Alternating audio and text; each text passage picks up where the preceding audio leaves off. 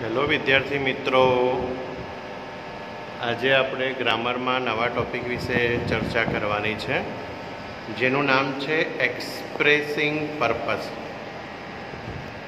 Expressing purpose. Purpose એટલે હેતુ. એટલે હેતુ બતાવવા માટે, કોઈ કામ કરવાની ઈચ્છા બતાવવા માટે આ સેન્ટેન્સનો ઉપયોગ કરવામાં આવે છે. એની ગુજરાતી ડેફિનેશન જોઈ લઈએ તો વાતચીતમાં કોઈ કાર્ય કરવાનો હેતુ કે ઈરાદો રજૂ કરવામાં આ ફંક્શનનો ઉપયોગ થાય છે. બરાબર? એટલે કોઈ કાર્ય કરવાનો જો હેતુ અને ઈરાદાની નીચે મેં અંડરલાઈન આપી છે. બરાબર? એટલે હેતુ કે ઈરાદો રજૂ કરવા આ ફંક્શનનો ઉપયોગ થાય છે. હવે એમાં લેંગ્વેજ વર્ડ્સ કયા ઉપયોગ થાય છે, મતલબ કે કયા શબ્દોનો ઉપયોગ કરવાથી આ વાક્ય બને છે, તો એ યાદ રાખવાનું છે. હું દર વખતે તમને કહું છું કે કોઈ પણ એક ટૉપિક છે એ તમારે 3 રીતે પૂછાય છે. આ વાત હું વારે ઘડીએ કહું છું કે જે અગત્યની છે એટલા માટે. બરાબર? દાખલા તરીકે આ એક્સપ્રેસિંગ પર્પસ વાળું જે વાક્ય છે એ તમારે એક્ઝામમાં 3 રીતે પૂછાય છે. એક છે લેંગ્વેજ ફંક્શનની રીતે, બીજું છે કમ્પ્લીટ ધ સેન્ટન્સની રીતે, અને ત્રીજું છે એ રિસ્પોન્ડની રીતે પૂછાય છે. બરાબર? પૂછવાની સ્ટાઇલ અલગ અલગ છે, પણ મુખ્ય કહી શકાય તો એ લેંગ્વેજ વર્ડ્સ અગત્યના છે, જેનાથી વાક્યને તમે ઓળખી શકો, વાક્ય બનાવી શકો, અને વાક્યને જો રિસ્પોન્ડના સેન્ટેન્સમાં આપ્યું હોય તો MCQ દ્વારા પણ એને ઓળખી શકાય. કયા કયા શબ્દો છે જોઈ લઈએ. So that, in order that, in order to અને વિથ અ વ્યૂ. બરોબર? So that, in order that મેં ભેગું લખ્યું છે. ધેટ મીન્સ કે એ બંનેનું જે હવે આપણે નીચે કન્સ્ટ્રક્શન જોશું, મતલબ બંને એક જેવા છે. ઇન ઓર્ડર ટુ અને ટુ જે છે એ બંને એક જેવા છે, જ્યારે વિથ અ વ્યૂ ટુ પોતાનું અલગ અસ્તિત્વ ધરાવે છે.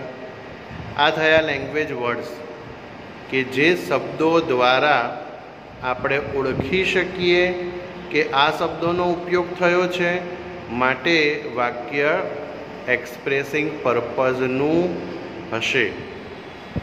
હવે પછીનું જે લેવાનું છે આપણે છે સેન્ટન્સ પેટર્ન.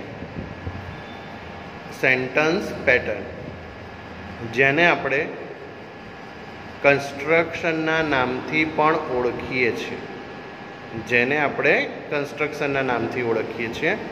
હવે અહીંયા આ જે એક્સપ્રેસિંગ પર્પસ છે ને, એમાં તમારે 3 કન્સ્ટ્રક્શન યાદ રાખવાના છે.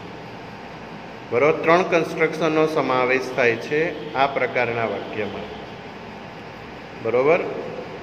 પહેલું કન્સ્ટ્રક્શન જોઈએ તો પહેલાં સબ્જેક્ટ અને વર્બ આપેલો હશે, plus so that, in order that અને ધેટ આપેલું હશે, પ્લસ સબ્જેક્ટ, પ્લસ કેન કે કુડ, પ્લસ વર્બ અને પ્લસ કર્મ.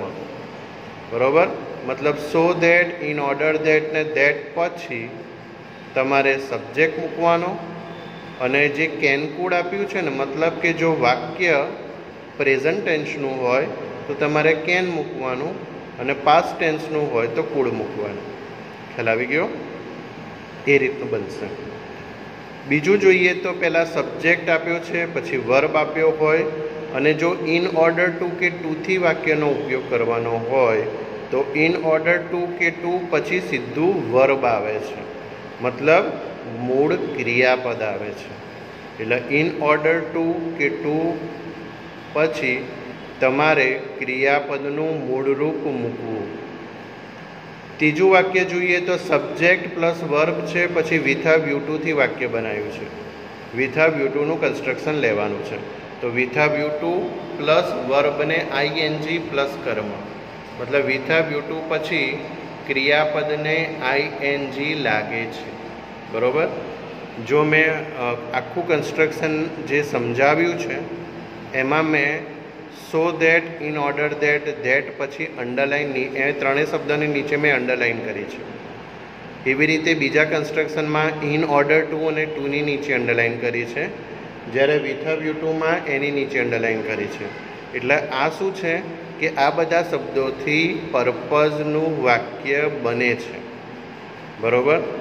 આપણા કન્સ્ટ્રક્શનને ટૂંકમાં જોવું હોય તો એ રીતે જોઈ શકાય કે સો દેટ, ઇન ઓર્ડર દેટના દેટ પછી કર્તા અને કેનકુડ આવે છે, જ્યારે ઇન ઓર્ડર ટુ અને ટુ પછી ક્રિયાપદનું મૂળરૂપ આવે છે, જ્યારે વિથ અ વ્યૂ ટુ પછી ક્રિયાપદનું આઈએનજી વાળું ફોર્મ આવે છે.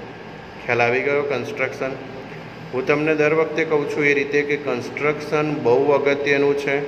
જો કન્સ્ટ્રક્શન તમે યાદ રાખશો તો કોઈ પણ વાક્ય છે એ કન્સ્ટ્રક્શન મુજબ બનાવી શકશો, ત્યારે તમારું કન્સ્ટ્રક્શન ખોટું નહીં પડે. બરાબર. મેઇન વસ્તુ છે લેંગ્વેજ વર્ડ્સ, જે આપણે જોયું કે કયા શબ્દોનો ઉપયોગ થાય અને એ શબ્દોની વાક્ય રચના કેવી હોય. બસ બે જ વસ્તુ તમે યાદ રાખશો તો તમને 3 ટોપિક આવડી જશે. બરાબર.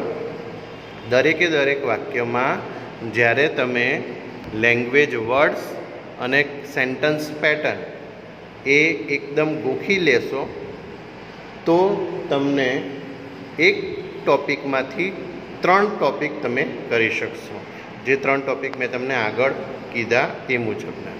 ખ્યાલ આવી ગયો? સારું, ચલો હવે આપણે સેન્ટન્સ તરફ જવાનું છે. મતલબ કે આપણે સેન્ટન્સ પેટર્ન જોઈ તો હવે એ સેન્ટન્સ પેટર્ન મુજબ કયા પ્રકારના વાક્યો સેટ થાય છે. મતલબ આપણે હવે સો ધેટ વાળું પણ વાક્ય જોઈશું, ઇન ઓર્ડર ટુ વાળું પણ વાક્ય જોઈશું અને વિથ અ વ્યૂ ટુ વાળું વાક્ય પણ જોઈશું. તો તમારા માટે મેં ઉપર લખેલું છે વાક્ય, એક્ઝામ્પલમાં જુઓ. આઈ read English newspaper so that I can improve my English.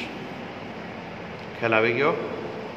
I read English newspaper. હવે આપણે કન્સ્ટ્રક્શન પ્રમાણે જઈએ તો જો સો ધેટ આપેલું છે, સો ધેટ પછી શું મૂકવાનું હોય છે? સબ્જેક્ટ. કન્સ્ટ્રક્શનમાં મેં લખ્યું હતું, તમે જોશો તો ખ્યાલ આવશે. એટલે એમાં સબ્જેક્ટ કયો લખવાનો છે? આગળનો સબ્જેક્ટ. આગળ જે આઈ આપ્યો છે એનો એ તમારે પાછળ રિપીટ કરવાનો છે. પ્લસ મેં તમને શું કીધું હતું? કેન કે કુડ લખવાનું. તો આપણું વાક્ય અહીંયા પ્રેઝન્ટ ટેન્સનું છે એટલા માટે આપણે કેન લઈએ છીએ. જો પાસ્ટ ટેન્સનું હોત તો કુડ લેત. ખ્યાલ આવી ગયો? પછી ઇમ્પ્રૂવ માય ઇંગ્લિશ. બરાબર. એટલે સો દેટ વાળું કન્સ્ટ્રક્શન મુજબનું વાક્ય આપણી પાસે રેડી છે. બીજું વાક્ય જોઈએ તો આઈ read English newspaper in order to improve my English. બરાબર. હવે આપણે ઇન ઓર્ડર ટુમાં શું જોયું હતું કે ઇન ઓર્ડર ટુ પછી ક્રિયાપદનું મૂળરૂપ આવે છે. તો અહીંયા મૂક્યું છે in order to improve my English. મતલબ ઇન ઓર્ડર ટુ પછી ક્રિયાપદનું મૂળરૂપ મૂક્યું છે. I read English newspaper with a view to improving my English. જો with a view to improving my English આપ્યું છે, ધેટ મીન્સ કે વિથ અ વ્યૂ ટુ પછી આપણે ક્રિયાપદનું આઈએનજી વાળું ફોર્મ લગાવીએ છીએ કે જે અહીંયા આપેલું છે. ખ્યાલ આવી ગયો? એટલે જે અહીંયા મેં તમને કન્સ્ટ્રક્શન બતાવ્યું હતું એ કન્સ્ટ્રક્શન મુજબનું વાક્ય મેં તમને અહીંયા બતાવી દીધું છે કે કેવા પ્રકારનું વાક્ય સો દેટથી, ઇન ઓર્ડરથી, ઇન ઓર્ડર ટુથી અને વિથ અ વ્યૂ ટુથી બને. બરાબર. ફરી કહી દઉં, સો દેટ પછી કર્તા અને કેનકુડ મૂકવાનું હોય છે, ઇન ઓર્ડર ટુ પછી ક્રિયાપદનું મૂળરૂપ મૂકવાનું હોય છે, જ્યારે વિથ અ વ્યૂ ટુ પછી ક્રિયાપદનું આઈએનજી વાળું ફોર્મ મૂકવાનું હોય છે. બરાબર. ધ્યાનથી સાંભળી લીધું? ઓકે.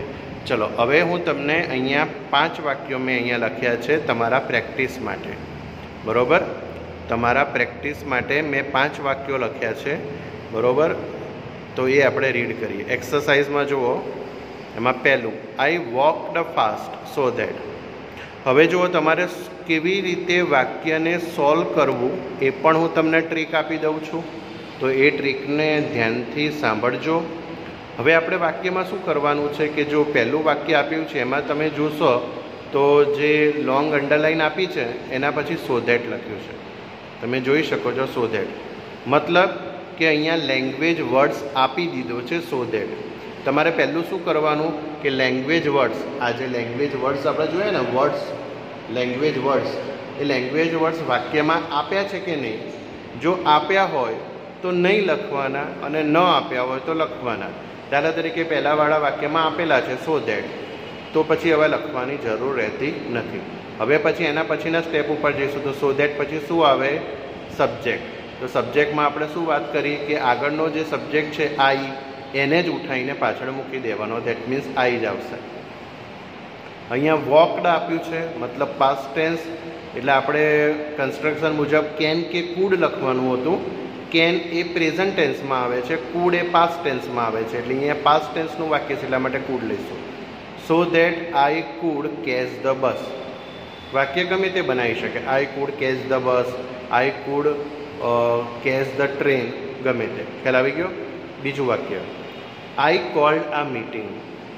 આઈ કોલ્ડ આ મીટિંગ. હવે આ બીજા વાક્યમાં જુઓ તો તમને લેંગ્વેજ વર્ડ આપેલા નથી, બરાબર? લેંગ્વેજ વર્ડ નથી આપ્યા જુઓ, તો તમારે ગમે તે મૂકી દેવાનું. સો ધેટ પણ મુકાય, ઇન ઓર્ડર ટુ પણ મુકાય. ઉપરનું વાક્ય જોયું ને, સો ધેટથી પણ વાક્ય બનાવો, ઇન ઓર્ડર ટુથી પણ બનાવો, વિથ અ વ્યૂ ટુથી બનાવો, બરાબર? આઈ કોલ્ડ આ meeting with a view to, પછી વાક્ય ગમે તે બનાવી શકો. With a view to knowing my subject, with a view to knowing the time table, બરાબર? With a view to getting information, ગમે તે. ચલો, Rahul worked hard. Rahul worked hard. તો સો ધેટથી વાક્ય બનાવવું હોય તો પણ હું બનાવી બતાવીશ કે સો ધેટ રાહુલ છે એટલા માટે હી, અને વર્કડ પાસ્ટ ટેન્સ છે એટલા માટે પાસ્ટ ટેન્સનું ફોર્મ બનાવીશું. એટલે so that he could get first class, કાં તો in order to get first class, કાં તો with a view to getting first class, ગમે તે બનાવી શકાય, બરાબર? મેં જવાબ બોલી ગયો છું, તમે એને ધ્યાનથી સાંભળો અને એ રીતે ફોલો કરજો. ચોથું છે ક્રિષ્ના વેન્ટ યુએસએ, બરાબર? આમાં પણ તમે જુઓ કે લેંગ્વેજ વર્ડ નથી આપ્યો તો તમે ગમે તે બનાવી શકો.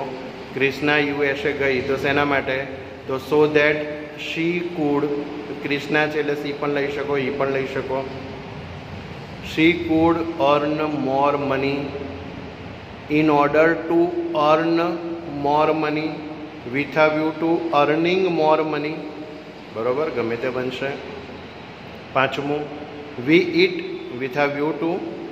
હવે અહીંયા જુઓ, લેંગ્વેજ વર્ડમાં વિથ અ વ્યૂ ટુ આપેલું છે, મતલબ કે જે શબ્દ આપેલો હોય તો એ શબ્દથી જ વાક્ય બનાવવાનો. એટલા માટે we eat with a view to living, LIVING, બરાબર? આપણે ખાઈએ છીએ જીવવા માટે, બરાબર? એ રીતે પણ વાક્ય બનશે. એટલે with a view to living. હવે આમાં બીજું સો ધેટથી વાક્ય બનાવવાનું નથી, વિથ અ વ્યૂ ટુથી વાક્ય બનાવવાનું છે, એટલા માટે ઇન ઓર્ડર ટુનો ઉપયોગ પણ નહીં થાય. ખ્યાલ આવી ગયો? તો આ રીતે તમારો આખો જે ટૉપિક છે એ મેં તમને ડિટેલમાં સમજાવી દીધો છે. આ ટૉપિક તમારે નોટબુકની અંદર લખવાનો છે. એક્સરસાઇઝ માટે મેં તમને 5 વાક્યો આપ્યા છે, બીજા 5 વાક્યો તમારે નીચે ગ્રામરની નોટબુકમાં લખવાના છે, એટલે ટોટલ 10 વાક્યો તમારે લખવાના છે, બરાબર? તો આ ટૉપિક છે એ આપણે આટલે સુધી રાખીએ છીએ. નેક્સ્ટ વિડીયોમાં નવા ટૉપિક સાથે મળીશું.